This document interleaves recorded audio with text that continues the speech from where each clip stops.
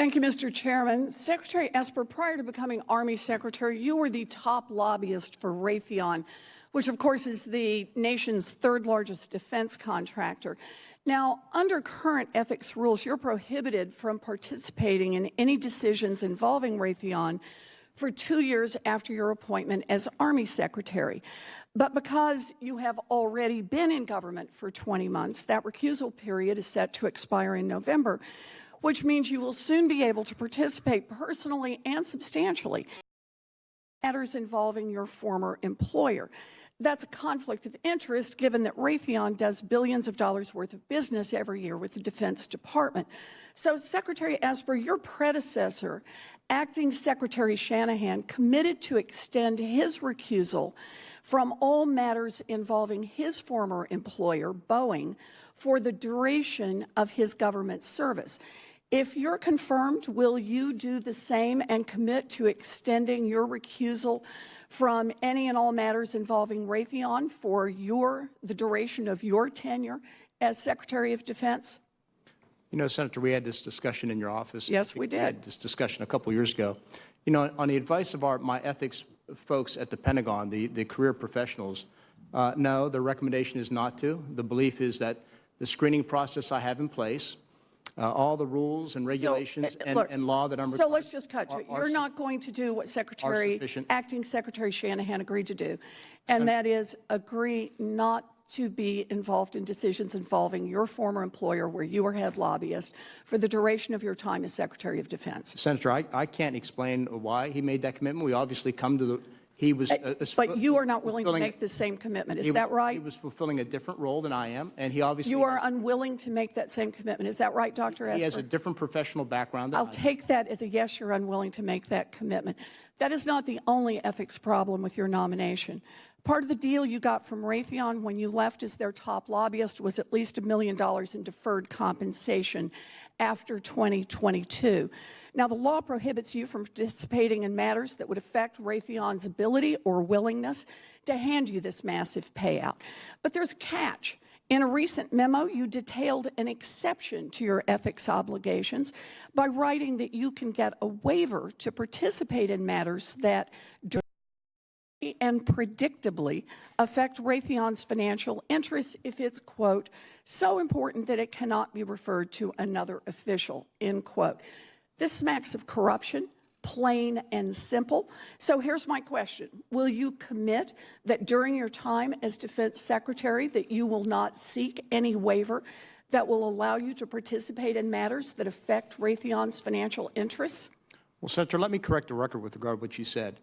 At any time in the past 20-some months, to include the last 3 weeks, did I request or seek or receive or be granted any waiver? I appreciate, Dr. Esper, that you have not in the past asked for one, but you're the one who has detailed an exception to your ethics obligation by saying that you can seek a waiver in the future. And so I'm asking, if you're confirmed, will you agree not to seek such a waiver? I think it's a fair question. It's a yes or no. I have other ethics issues I'd like to cover. I know, but I would like to, I think this is a good debate. No, I'm not trying to have a debate. No, I know, but I'm trying to assure you of my... You will agree not to seek such a waiver. So let me just read to you. This is a letter from the Director of the Standards of Conduct Office. I'll take it then as a no. You will not agree not to seek such a waiver. Mr. Chairman, I'd like to I have a third question to ask about ethics. I think I'm entitled to ask these questions. I just want to answer your question. Well, his question is a yes or no. I'm going to interrupt for a moment here. I think that Dr. Esper has the opportunity, should have the opportunity to answer the questions that you're asking. You've asked several questions. He's trying to answer a question. We'd like to recognize him to answer that question. I presume, Mr. Chairman, I'll get extra time then? Yeah, you can have extra time.